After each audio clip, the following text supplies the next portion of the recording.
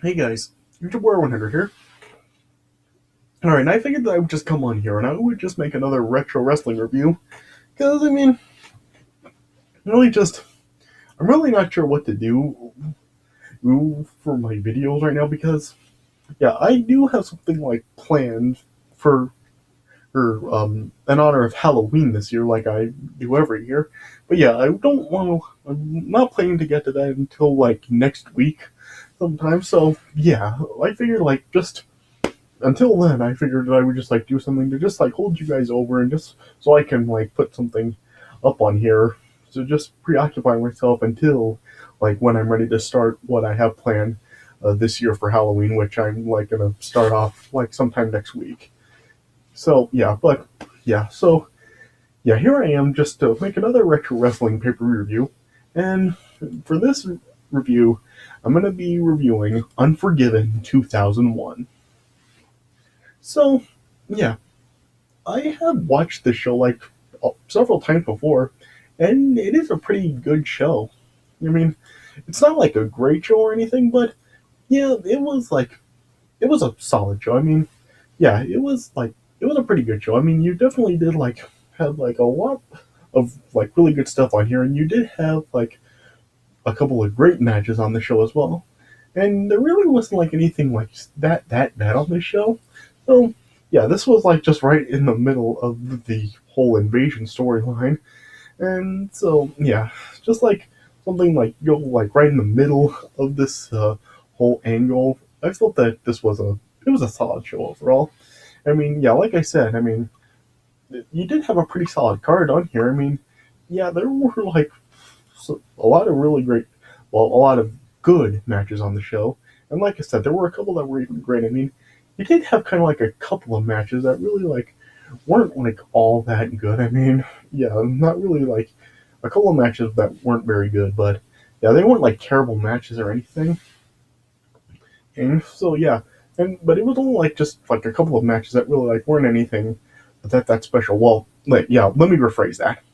There were like a couple of matches that really weren't good, and yeah, of course, like you did have like let me just say, I should rephrase what you just said. You had one match on here that was just absolutely horrible, just an awful match, and you know what it is if you know the show, which I'm going to get to in this review. Yeah, so yeah, I shouldn't really say they weren't like there wasn't anything bad on the show because yeah, there was one thing that was just absolutely awful, but yeah, there were a couple other matches on the show that really weren't that good, but I mean they weren't like horrible matches. Yeah, there were just like one really horrible match, and yeah, everything else was at least passable. And yeah, there were like several like good matches and a couple of great matches. So yeah, there was just like one match that you could like really complain about that say that was really awful. I mean, yeah, this show I would definitely say it is worth a watch, and yeah, it was actually a pretty good show to sit through. Yeah, I like to look at this show as kind of like an unofficial Night of Champions of pay per view because yeah, just about every match on here, like there was just like one match. Every other match on the show, it was for a title. So yeah, I mean, yeah, it does kind of like resemble a Night of Champions show because just about every match on here is for a championship. So yeah, I thought that was kind of funny. Oh, sorry, that was just my phone. Yeah, yeah, all right. Yeah, I'm just gonna silence my phone so yeah, you don't hear any more of those noises. But yeah, yeah. And something else that I just like thought was kind of funny about the show also was just that the show just kind of seems like get your eye busted night because yeah, during this whole show, like throughout the night, like in several different matches, there were like several guys that like got their eye busted on the show. Like in like several matches, it was like there was somebody that got like busted like in their eye area. So yeah, it just like happened like time after time after time on this show, which I just felt was like kind of weird. Like, why is in this show? Why is it that the eye is the spot that is vulnerable to getting busted on the show? Yeah, like just yeah, because just several guys just kept getting busted in their eye area in this match. So I just thought that that was kind of strange too. But yeah, this was overall a pretty good show. I mean, not a great show or anything, but still a good show, and it is worth a watch. Alright, so yeah, let me just talk a little bit about the card.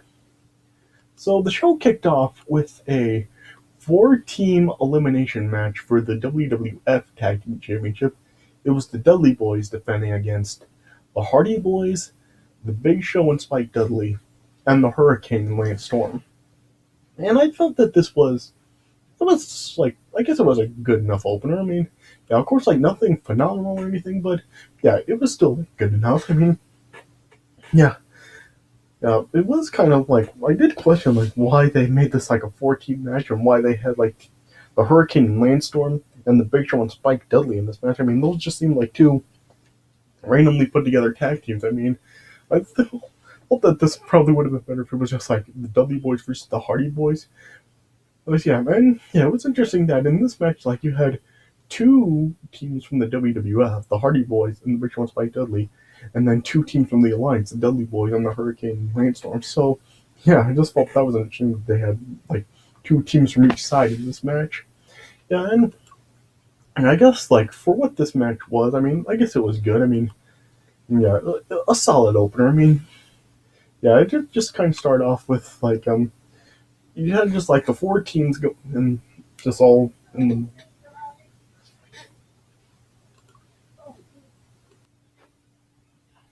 yeah, it started off with just like pretty much just everyone like tagging in and out in this match, just everyone in the match just like getting involved in it, and yeah, eventually like it just like got like everybody like just got into the ring and was just like fighting with each other. And then, well, like everyone was like on the outside of the ring. Like Big Show ended up like throwing Spike Dudley on top of everybody. And at one point, then like Big Show then like was gonna like climb to the top of the turnbuckle and dive down onto everyone. But then like Bubba Ray Dudley stopped Big Show from doing it. And then yeah, eventually, then Hurricane Landstorm ended up getting eliminated. And then yeah, just like about a minute after, then like Big Show and Spike Dudley ended up getting eliminated. And then yeah, it was down to the Hardy Boyz and the Dudley Boyz, and yeah, they like continued on for like a little while.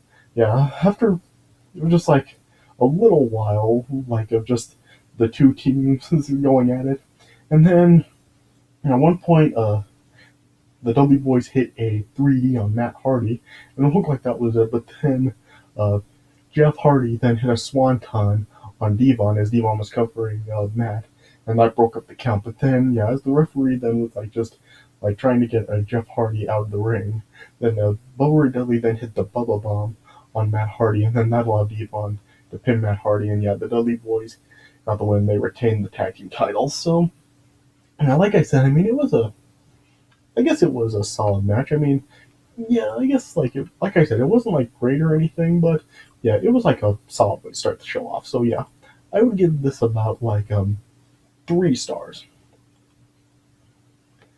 And then after this, then we had Perry Saturn versus Raven, and yeah, this really was just like this really was like nothing that special. I mean, yeah, of course, like this was like with the whole Moppy angle with Perry Saturn. I mean, yeah, you remember that Moppy? Yeah, like this was like at the time when Moppy ended up getting kidnapped and Perry Saturn was looking for Moppy. And then just on the previous draw before this, then Raven and Terry ended up just destroying Moppy. And so, yeah. So really this was all just about Perry Saturn looking for revenge on Raven for destroying Moppy. And yeah, this really wasn't anything that special. I mean, yeah, you had Terry out at ringside with the Raven. So I mean, yeah, I guess like that was just what everyone just cared about in the match, just looking at Terry. Yeah, this really was not anything that special, but yeah, luckily this didn't last too long. It only lasted about 5 minutes, and yeah, it was just kind of like back and forth between the two of them. Yeah, Perry Saturn like got his eye busted like during the match. So yeah, Perry Saturn was the first one to get a busted eye during the night. Yeah. And yeah, like I said, it just lasted like about 5 minutes, and then yeah, in the end, Perry Saturn ended up getting the win with the twisting fisherman suplex. Is that what it's called? Yeah, so Perry Saturn ended up getting the win. So yeah, this really was not anything that special. I would give this probably like 2 stars. And then next up after this, then we had the Intercontinental title on the line, Edge defending against Christian. And so yeah, I really like I did like the storyline. I mean, yeah, this was just like right when Christian like had turned on Edge. Of course, like they built this thing up throughout like the summer, with like just showing that Christian was really like jealous of Edge's success, with like Edge winning the King of the Ring that year, and then Edge winning the Intercontinental title at SummerSlam. So and yeah, Christian really was not getting anywhere at all. And then yeah, and then and eventually, like on an episode of Raw, which was in Toronto, Edge and Christian's hometown, Christian then ended up turning on Edge, and so then yeah, so yeah, this was both Edge and Christian's first pay per view as singles competitors, and I thought that this was a pretty good match right here. Yeah, I mean, yeah, Lundrick has said that he felt that this whole feud was he just felt that this was just kind of like a disappointing feud for him. And yeah, he just felt like there was just something that really didn't like click it for him. And he just like felt that the reason that he could feel that way is because just like as Edge and Christian and like had just like they had just become singles competitors. And yeah, he just said like they were just like finding their feet and stuff, and yeah, just like they like had to like just settle in it to a groove to really like it go on a single star. So he just felt like kind of disappointed with this match and really just this feud in general that year. But I liked it. I mean, I did like how it showed like Christian really was just so jealous of Edge's success and he wasn't getting anywhere. So yeah, and I did like this match. I mean, yeah, early on in the match, like Edge and Christian were fighting up the rampway, and Edge ended up like catapulting Christian right into a piece of the staging. Yeah, yeah, and yeah, it just like was kind of like some solid back and forth action between the two of them. I mean, there was nothing really that spectacular, but it was like enjoyable to watch. Yeah, yeah. At one point in the match, like then Edge got busted like right under his eye, like his right under his eye he got cut open. So yeah, Edge was the second guy in the night to get like his eye busted. Yeah, yeah, and, yeah, it was just like kind of back and forth action between the two of them. Like Christian ended up like attempting like some of Edge's own moves on him, like Christian like attempted the spear and also the execution. So yeah, Christian was just using Edge's own moves against him. Yeah. At one point, as like Edge was like on the outside of the ring, he ended up like crawling under the ring over to the other side and just like doing a surprise attack on Christian like that. Right? Yeah. And then like then at one point, then Christian like ended up bringing a couple of chairs into the ring and tried to hit Edge with a concerto, but Edge like stopped Christian from doing it. And then as Edge was then like gonna try to hit a concerto on Christian, and the referee ended up unarming Edge with the chair that he had. But then, like as the referee had his back turned getting that chair out of the ring, then Christian used the other chair and just low blow Edge with the chair and then pinned Edge. And yeah, Christian ended up winning the Intercontinental title. And then yeah, this feud would then like continue like through the next month at No Mercy, and then yeah, it got even like more heated. But then like a Christian ended up like turning to the Alliance and stuff. So yeah, it ended up like an even a bigger heated feud between the two of them. So yeah, but I still did like enjoy this match. I mean, it wasn't anything like absolutely phenomenal or anything, but I enjoyed it. I thought it was like a solid match. So I would give this probably like 3.25. All right. And then next up, oh my gosh, this is the match that was just absolutely awful. Next up, we had the WCW Tag Team titles on the line. It was The Undertaker and Kane defending against Kronik. Oh my gosh, this was absolutely horrible. I mean, whose idea was it to bring Kronik over to the WWF?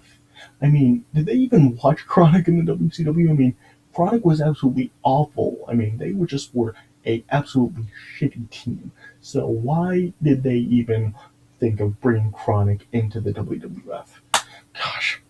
And this match was just absolutely freaking horrible. All right. I mean, yeah, this match just like won all the worst match of the year contenders, all match of the years that year, and yes, it deserved every bit of it. I mean, this was just an absolutely like like yeah, this was just like an absolutely atrocious match. I mean, this was absolutely awful, horrible performances from Kronik, and yeah, even like Undertaker and Kane didn't really do very good in this match either. I mean, this was just absolutely terrible to watch.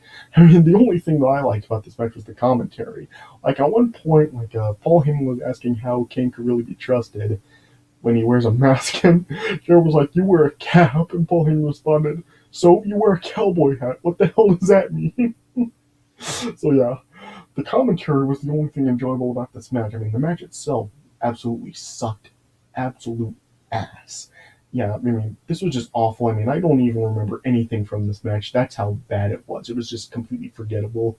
And yeah, I'll just cut to the chase. Yeah, The Undertaker and Kane ended up winning this match. And yeah, even after this match, like, I think even the WWF realized how bad Kronik was after this. And yeah, they just ended up, like, releasing Kronik after this match. So yeah, at least they didn't keep Kronik around for long and they were gone after this match, so thank goodness for that. But yeah, this was just absolutely, oh man, words cannot describe like how freaking atrocious this match was. So this was an absolute dud. This was absolutely horrible, awful. Never watched this match. So yeah. But luckily after this, after an absolutely horrible match, we get a really awesome one. Next up, we have the hardcore title on the line with Rob Van Dam defending against Chris Jericho. And yeah, this was like a really, really awesome match. I mean, yeah, this goes back to what I was saying back when I reviewed King of the Ring 2002. I mean, yeah, these guys had a match at King of the Ring 2002, and I did review that show, and I said, like, in that review that RVD and Chris Jericho just have some really, really great chemistry, and this match shows it. I mean, yeah, just like with that King of the Ring 2002 match, this was a really awesome match as well. I mean, these guys just really work well together. I mean, they have great chemistry with each other, and they can put on awesome matches. Yeah, I mean, it just had some really, really entertaining in-ring action between the two of them. Yeah, the crowd really was like, there was like a really mixed reaction from the crowd here. I mean, there was a mix of RVD and Y2J chants in this match. And yeah, I mean, yeah, the crowd just really was behind both of the guys in this match. Yeah, and they actually did something here that did kind of like they played off in the King of the Ring 2002 match, where RVD was like in Jericho's face and did the Rob Van Dam pose. Yeah, and then Chris Jericho just ended up like slapping RVD in the face. It's just like what happened at King of the Ring 2002. There was a point in the match where that happened as well. So yeah. Yeah, it was just like some really great back and forth action, and they had like a lot of high flying spots. I mean, there were like quite the number of times in this match where like one guy was like on the outside of the ring. Sometimes they were like leaning over the barricade, and the other guy would just like trying to dive down onto them, but they ended up missing. And so yeah, and then yeah, there was of course like some weapon use in this match. Like Jericho ended up like bringing a ladder into the match, and yeah, there was like use of the ladder in the match. Like both like they were like using the ladder, of course, as a weapon, and they were like climbing the ladder and jumping down and stuff. So, yeah, and there was like some use of steel chairs in the match. Yeah, it was just some really great hardcore action and in-ring action as well. It was just like a really, really great match right here. Yeah. At one point, yeah, Chris Jericho yeah, Chris Jericho like hit like he got RVD in the walls of Jericho, and yeah, there were like some counters of finishers in this match. Like RVD avoided the Lion Salt and Chris Jericho avoided the 5-star Frog Splash. And yeah, they like both guys ended up like suplexing each other onto the ladder in this match. Yeah, one thing in this match that I just found like extremely funny was like at one point like RVD was like climbing to the top of the ladder. I guess he was gonna like try to dive on Jericho.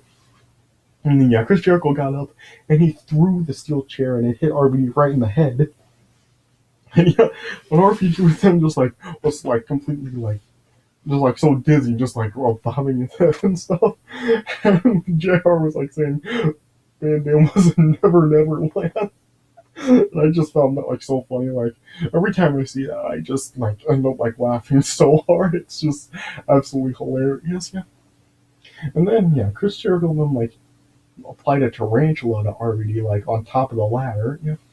And then as Chris Jericho was like starting to look like he was gonna win, like Chris Jericho like was striking RVD with a steel chair, but then yeah, Stephanie ended up like running out and she like distracted Chris Jericho, and then yeah, that'll have like RVD recover, and then RVD hit the Van Daminator and kicked the steel chair right into Chris Jericho's face, and then RVD then had a 5-star frog splash onto Chris Jericho, and then RVD got the pin and RVD retained. So yeah, this was just like a really awesome match right here. I mean, yeah, definitely check this out. I mean, yeah, yeah, I mean, yeah, if there was like an RVD and Chris Jericho match that you can find like on the internet or something, or if even like there's some episodes of like Raw and even like pay-per-views, yeah, on the WWE Network. If there's like an event on the WWE Network that has an RVD versus Chris Jericho match, check it out because yeah, both these guys just like they work really well together. So yeah, this was a really awesome match. I would give this like a solid 4 stars. It was awesome.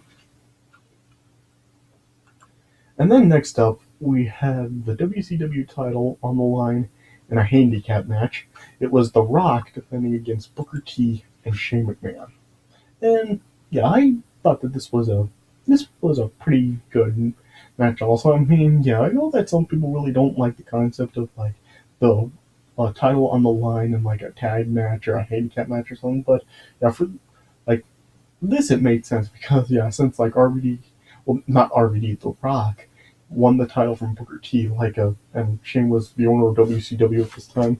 It was just like Shane and Booker T were just like trying to do anything they could to really just get the WCW title back into the alliance, and so yeah, they had the odds against The Rock here in a 2-on-1 situation, and yeah, I did think this was a good match. I mean, yeah, and yeah, of course, like you, there was like some really dirty tactics in this match from Booker T and Shane McMahon, and yeah, and even like it Rock found himself in a 3-on-1 situation because yeah, it had Nick Patrick was the referee in this match, and of course like Nick Patrick was an alliance referee, and Nick Patrick was like you know how he was this time, being like extremely like biased and stuff, like just cheating to really help the alliance win. Like you remember like the stuff like leading to Invasion in his match with Earl Hebner, and even like the SummerSlam the previous month where he ended up disqualifying Kurt Angle to let Stone Cold retain the WWF title.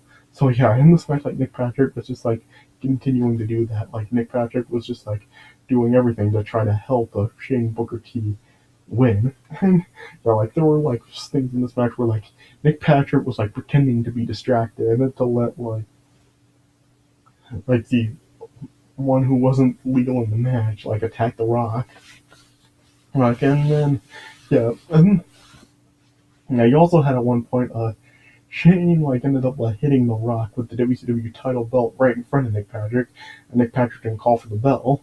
And then at one point in the match, like you had Tess ended up getting involved in attacking The Rock right in front of Nick Patrick, and Nick Patrick still didn't ring the bell. So yeah, in this match, Nick Patrick was just like really, really being really biased and just trying to help Shane Booker T win this match and just get the WCW title back into the alliance. Yeah, and yeah, I did enjoy this match. I mean, yeah, you did have like The Rock was able to hold his own in this match. On, yeah, at one point, like a Shane attempted a leap of faith onto The Rock, but The Rock ended up avoiding it. And then, yeah, at one point in the match, like you had Shane like trying to attempt a people's elbow, but yeah, The Rock ended up getting back up before Shane actually hit it and just attacked Shane. So yeah, and then after like Test ended up attacking The Rock, then like Bradshaw came out and just like chased Test through the crowd. Yeah, and then after The Rock was like laid out on the outside of the ring, then Nick Patrick then just picked The Rock back up and just put him back into the ring. And then finally, then Mike Chioda, the WWF referee, then like ran out and then confronted Nick Patrick about how he was officiating, and eventually then Mike Chioda just ended up taking out Nick Patrick, but then yeah, Booker T ended up taking out Mike Chioda, yeah, and then yeah, then The Rock ended up then hitting a rock bottom on Booker T, and then yeah, Earl Hebner then ran out and made the pin, and so yeah, The Rock ended up getting the win, and Rock ended up retaining the WCW title. So yeah, I did enjoy this match. I mean, I thought it was a good enough match. I would give this probably a 3.5 stars. So yeah. And then next up, we had a Tajiri defending the United States title against Rhyno. And yeah, this was just fine. I mean, this was just used as like a buffer match between like the WCW title match and the main event. So yeah, I thought that this was this was just fine. I mean, I really didn't have any complaints about this match. I mean, it served its purpose. Yeah, Tajiri was like fighting this match with like injured ribs. And so yeah, Tajiri was at a disadvantage in this match. And yeah, this was also like just right when like the relationship between Tajiri and Tori Wilson had started. So yeah, Tori Wilson was in Tajiri's corner for this match, and yeah, it was kind of like an factual relationship because Tajiri was with the WWF and Tori Wilson was with the Alliance. So yeah, and then at one point, Rhyno ended up chasing after Tori Wilson, and then like Rhyno was about to gore Tori Wilson, but Tajiri ended up kicking Rhyno in the face. Yeah. And like Tajiri like attempted to do a tarantula on Rhyno, but Tajiri's ribs were just like so hurt that he couldn't get the full effect in. And then yeah, Rhyno then eventually hit Tajiri with the gore and got the pin. So yeah, Rhyno won the WCW US title. So yeah, it was just fine. Yeah, I would give it like 2.5 stars. Oh yeah, I forgot to mention something earlier on. Like in the Chris Jericho versus RVD match, yeah, in that match, Chris Jericho also ended up getting his eye busted in that match. So yeah, Chris Jericho was another one to get his eye busted in the match. So yeah, Chris Jericho was another one. Yeah, it was Perry Saturn, Edge, and then Chris Jericho did it. So yeah, I just wanted to get that, like mention that for just a second because yeah, I just forgot to mention it when I was talking about the match a minute ago. All right, but anyway. And then we got the main event for the WWF Championship. It was Stone Cold defending against Kurt Angle in a SummerSlam rematch. Now, yeah, this was in Pittsburgh, Kurt Angle's hometown, and yeah, the ovation for Kurt Angle's entrance was just unbelievable, including like Kurt Angle's family was sitting in the front row at ringside. So yeah, just yeah, an unbelievable like ovation for Kurt Angle. And yeah, this was a really great match too. I mean, I don't think it was quite as good as their match at SummerSlam, but yeah, it was still like a pretty great match. I mean, yeah, you just had some really great back and forth action between the two of them, and yeah, it was actually a pretty heated match. Like it was just like Kurt Angle just you doing like some really like twisted stuff to Stone Cold to really get revenge on him for the stuff Stone Cold had done to him. Because at one point in this match, like Kurt Angle ended up just throwing Stone Cold right off of the stage down to the concrete because like for revenge for Stone Cold doing that to Kurt Angle a couple of weeks before. So yeah, and then, yeah, Kurt Angle also ended up like trying to pile drive Stone Cold onto the exposed concrete because on the previous SmackDown before this, Stone Cold did that to Kurt Angle and it injured his neck. So yeah, Kurt Angle was looking for revenge to do that to Stone Cold, but yeah, Stone Cold ended up like preventing that from happening. Yeah. And then at a point in this match, like Stone Cold ended up getting his eye busted. So yeah, Stone Cold was another one to get his eye busted in this match. Like, what was it on this night that just made the eye so vulnerable to get busted? Like Perry Saturn, Edge, Chris Jericho, and Stone Cold. So what was it that made the eye so vulnerable on this night? Yeah. But yeah, Kurt Angle and Stone Cold were just like fighting with each other out on the outside of the ring, like for quite a while in this match. Like it was just like brawling all over like the outside of the ring. Yeah. And then yeah, Stone Cold was also targeting Kurt Angle's neck in the match. And it's like just like delivering a bunch of shots to Kurt Angle's neck. Yeah, I thought it was funny. Like at one point in the match, like Stone Cold just like randomly gave Kurt Angle's family the middle finger, which that was kind of funny. Like that just came like just totally out of nowhere. So I just thought that was kind of funny. Yeah. And yeah, Stone Cold, like I said, was just like hitting a bunch of doing like just targeting Kurt Angle's neck in this match. Yeah, at one point Kurt Angle actually did hit the stunner on Stone Cold. Well, then Stone Cold then like hit an Angle slam on Kurt Angle. Yeah. And then at one point, then like Stone Cold then hit a pile driver on the Kurt Angle. It looked like that might have been it, considering Kurt Angle's injured neck, but Kurt Angle survived it. Yeah, and then at the end of this match, and Stone Cold, well, then like tried to go for the stunner, but as like Stone Cold was going for the kick, then like Kurt Angle then got Stone Cold into an ankle lock, and then yeah, Stone Cold then like ended up tapping out, and so then yeah, Kurt Angle ended up winning. And yeah, I just thought that this ending was a bit of a cop out right here, honestly, because I mean, yeah, just Stone Cold submitting like that, I just felt that that really wasn't believable. I mean, because Stone Cold had tapped out to that ankle lock just like 10 seconds after Kurt Angle had him into it. I mean, and remember like the other times before where Stone Cold was in submission holds and he never submitted? I mean, particularly like Bret Hart at WrestleMania 13. I mean, how long did Bret Hart have the sharpshooter on Stone Cold and Stone Cold did not tap out at all and he just passed out? And yeah, there were even other times where like Stone Cold was in submission holds a lot longer than he was in Kurt Angle's ankle lock here, and he didn't tap out. And you mean to just tell me that just after like 10 seconds of being in the ankle lock, Stone Cold tapped out? I mean, I just really didn't buy that at all, and I just felt that was just the one major misstep of this match. And yeah, they were also like trying to make it seem like Stone Cold was screwed and lost in controversial fashion because as Stone Cold was tapping out, like he had his hand under the rope, and yeah, they were just trying to make it seem like a Stone Cold got screwed. Well, that was what the Alliance was doing. So yeah, it was just like that. Just really wasn't, and yeah, it just really just was kind of a mess. Just to end the match that way, but yeah, it was what it was. And yeah, of course, then like after the match with then Kurt Angle winning the title, then you had like Kurt Angle's family all coming into the ring and celebrating with him, and then yeah, we then had the WWF superstars then joining in and celebrating with Kurt Angle as well. So yeah, and there are people that really do say, I mean, I don't know if like the WWE has really made this officially announced this, but yeah, people have said that the reason Kurt Angle won this match was because of like 9/11 taking place just a couple of weeks before this, and it was like just the people wanting to see an American hero prevail. But no, I really feel that there's like more to it than that. I mean, I really do believe that the reason that Kurt Angle did win this match was because that this was in his hometown, so it was so he could have the big moment, winning the title in his hometown, just having a celebration with his family in the WWF and stuff. And I really, yeah, despite like all the reports and interviews and stuff, I really do feel in my heart that it was the real reason why he won, because this was in his hometown. He could have a big moment there. I mean, considering that just a couple of weeks after this, like Kurt Angle ended up losing the title back to Stone Cold.